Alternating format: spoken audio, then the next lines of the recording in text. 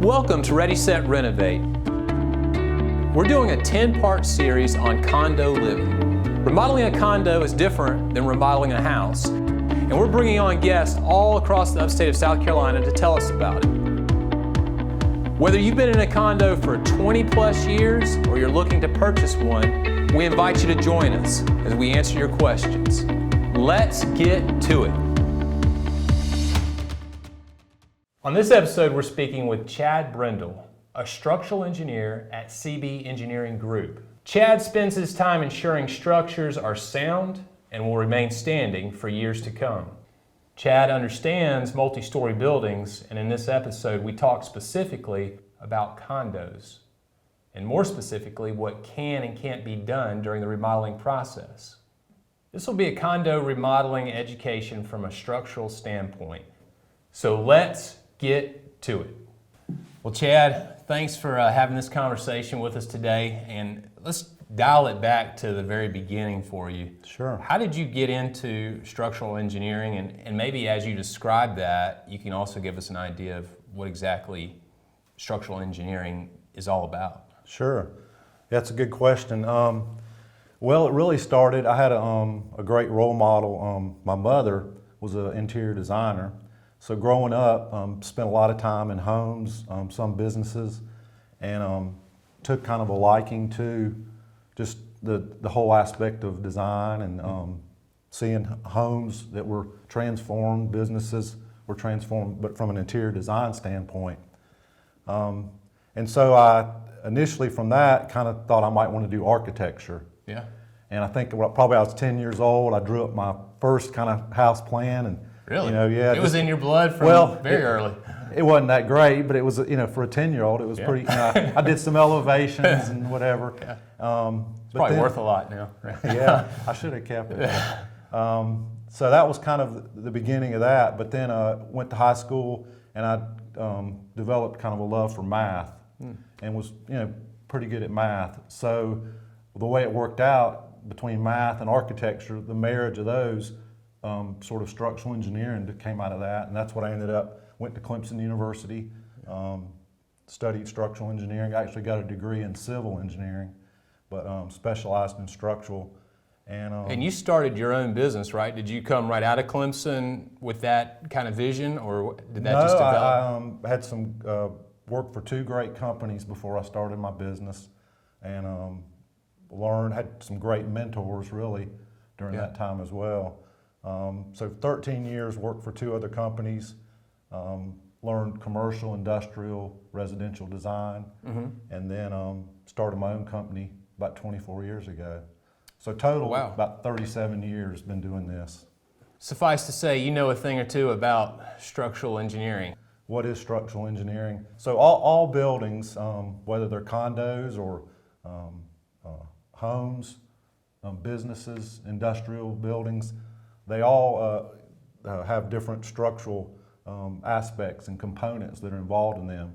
And so in a structural design, with all the parts and pieces, we need to figure out how they all go together to for the structural integrity of the building, make it sound and safe. And then we have the building code, which tells us what we have to design to as far as building loads. And when we talk structural engineering, we're talking gravity loads, which are all the loads pushing down on a structure, and then we also have all the lateral loads, which are pushing the building laterally, wind, earthquake. So what we do in structural engineering, figure out how all those pieces are put together so that the building can stand safely. And so when you're talking about, like I said, any building has to meet those criteria. And so when we get into condos, there are parts and pieces and how all that works together. And those lateral loads, I would think, would be impacted on a greater level because you have multi-stories in the condos, whereas a house or even townhouses, you're not going up as high. Yeah, the taller the building, right, you're taking on a lot more wind load, a lot more pressure. So all those structural components are obviously key to the integrity and maintaining that integrity. When you go to evaluate a building, like say a condo building that's I don't know if you're familiar with River Place. We recently remodeled some units there. Sure. But when you go to evaluate the building and you're looking at it, give us an overview of kind of that process. Where do you start? What are you looking for? What are red flags that something might not be right with this building? In a remodel, I think key is the first step is structural assessment, just determining what are those important elements that we just talked about that are holding the building up. So we have load-bearing walls, we have beams, we have columns. All these elements are part of the structural system, and then lateral bracing, sometimes things to resist all those structural components. Yeah.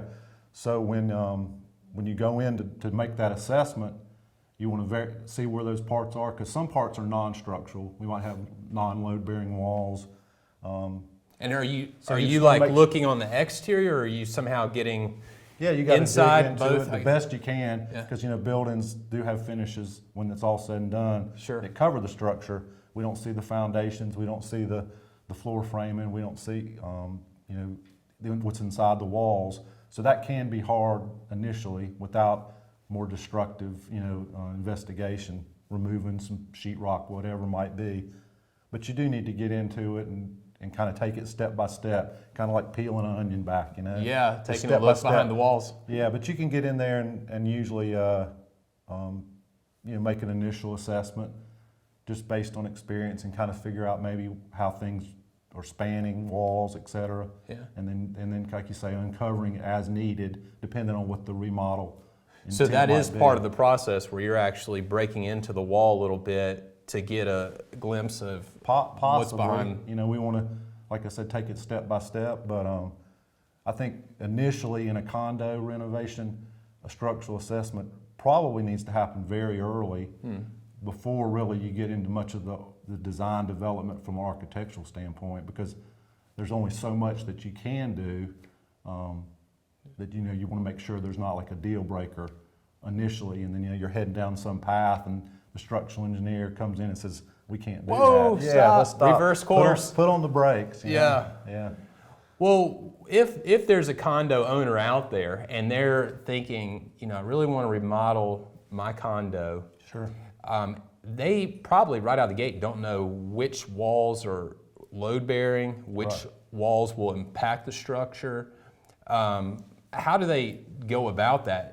Or do all the walls in a condo have some kind of impact on structure? Yeah, again, walls you do have load-bearing walls and then just partition walls. Mm-hmm. So that, from that initial assessment, maybe a site visit early on to try to determine which walls and which structural components are important and that can or cannot be modified. That's an important step. So a big part of remodeling, as you well know, includes windows and includes balconies when it comes to a condo. And there's so much remodeling happening now that is trying to create an open floor plan. Sure.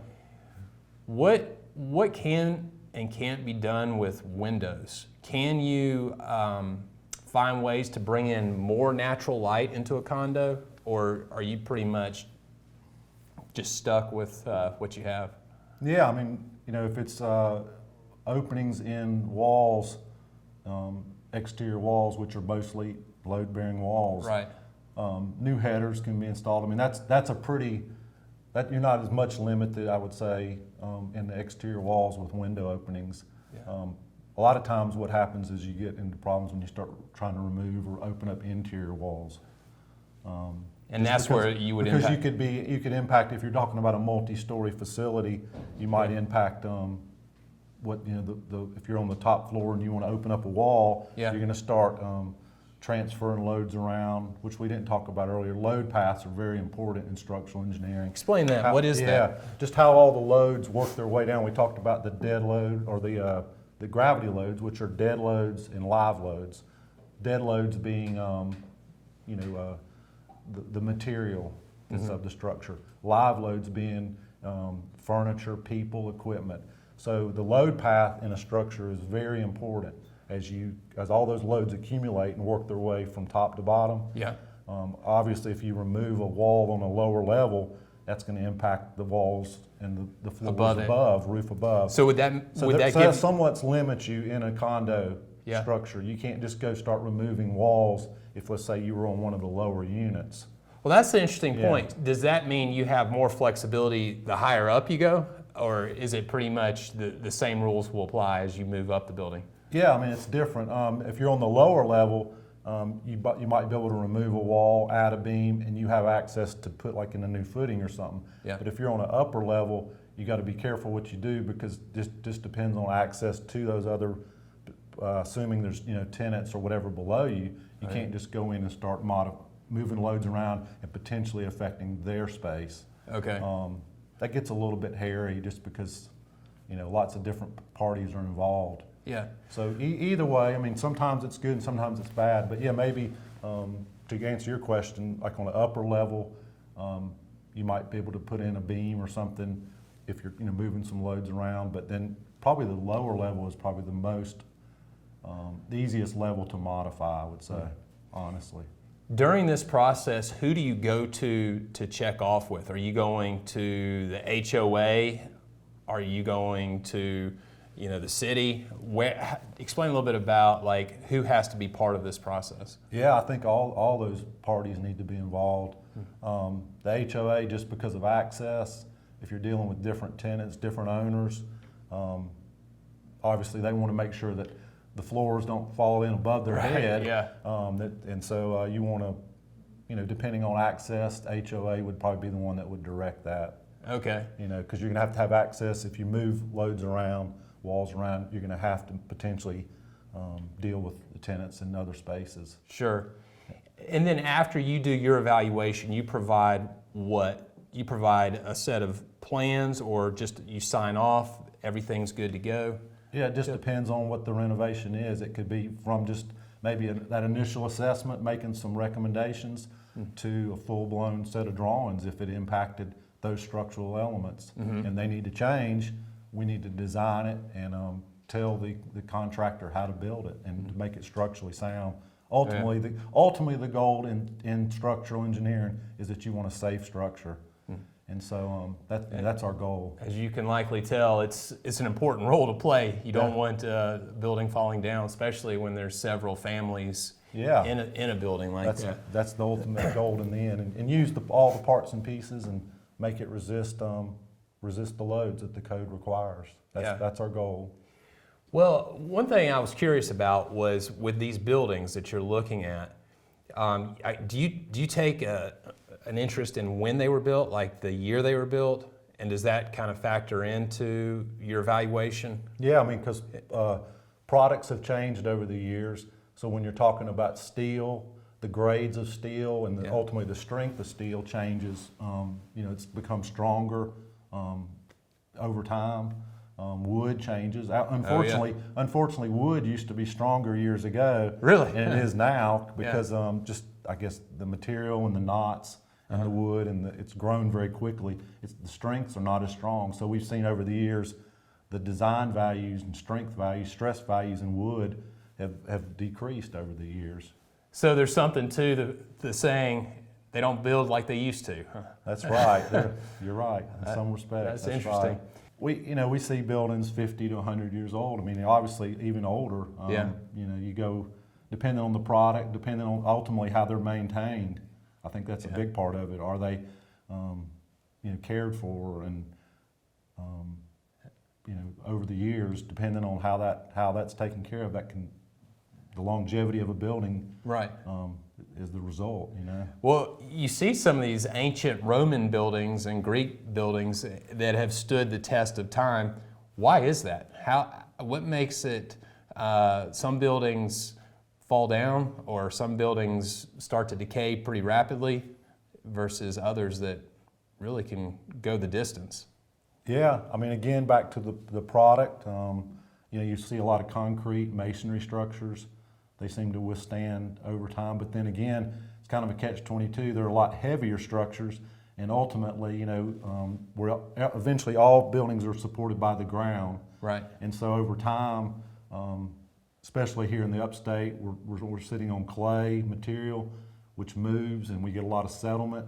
So I think over time, over many years, some structures start to move, and you start to get displacement and things, and when structures have cracks and open up, over a long period of time, then usually the culprit is water, and we start getting into all issues with that. Now water is a really big deal, I'm sure, in what you do. Yeah. It's probably the most destructive force when it comes to the longevity of a building. Am I right in saying that? Yeah, in real estate, it's what location. In structural engineering, usually the problem is water. Interesting. Yeah. And fixing water issues aren't always real straightforward, right? Sometimes you can think you have a fix, and then water has a way of finding out how to get back in, right? Yeah, again, it's back to that whole maintenance thing. If you're maintaining a building, the roof, openings, all those things matter, because if water does get in, it does find its way and migrates around and can cause problems in the walls, ultimately get into floors. I mean, I went and looked at a project yesterday, and there was a small leak. This wasn't from the outside. This was a plumbing leak, washing machine. It was actually in a condo. Really? Yeah, and it leaked, wasn't taken care of. It was in the wall and went underneath the structure, and the whole floor and about 8 to 10 joists were decayed and rotting. Way. Some of them were cracked. So it had been going on for a little while. Oh, yeah, nobody really paid attention to it. But the floor had started to slope, had some slope and some deflection in it. So, yikes. But yeah, water, rain from the outside, seeing it get into walls, and ultimately it can also undermine footings. Mm-hmm. If you're not maintaining where that runoff water outside goes, it can undermine footings and cause all kinds of foundation damage. If you had someone who is looking to buy a condo, and that's part of the market that we're reaching out to, how would you counsel them to evaluate the building prior to the purchase? Do they just need to call a structural engineer, or are there certain just obvious things you can take note of? Yeah, I think sometimes a lot of our forensic work comes from an inspection, whether it's an inspection from a general building inspector or a home inspector that kind of gives a general overview. Mm-hmm. And if they have a good eye and they're qualified, they can maybe pick up on potential red flags, structural issues, and then we get called in and to maybe take that evaluation to another step and say, well, this is really a big problem, or we can come up with a plan to remedy that. That's a good point, that sometimes people may not realize, but purchasing a condo requires a condo inspection, just like purchasing a house would require a home inspection. I would recommend that. But if there's obvious issues, a lot of times we get called in and floors are settling. If there's water issues, has this structure been compromised, and what do we need to do to bring it back up to par? Yeah. That's kind of the goal. No, that's very helpful, having somebody, from a general contractor standpoint who focuses on that. Yeah. Who understands all that. Because ultimately we're putting our name on the line too when we go in and remodel, and to have someone with your expertise come in and say, yeah, this is sound, this will stand the test of time. Yeah, so it's a team effort. Absolutely. Because if the contractor's involved in it, like yourself, you go in and sometimes y'all can identify those items, and then you call in someone like myself, and then we collaborate and kind of figure out a game plan of what's the best way to resolve if there's an issue. Well, Chad, I'm really grateful you took some time to talk to us today. There was some great content shared here for anybody who's in a condo or looking to purchase a condo and then remodel that condo. Obviously, structural issues are a huge deal. And thank you for talking to us today. Yeah, my pleasure. Always nice to have a conversation with you. Enjoyed it. Do you own a condo or are interested in remodeling a condo? We at Daniel Builders can help you. reach out to us at danielbuilders.com. We'd love the opportunity to talk. So if you'd like to be the next guest on our podcast, we'd love to hear from you. You can reach out to us at info@danielbuilders.com.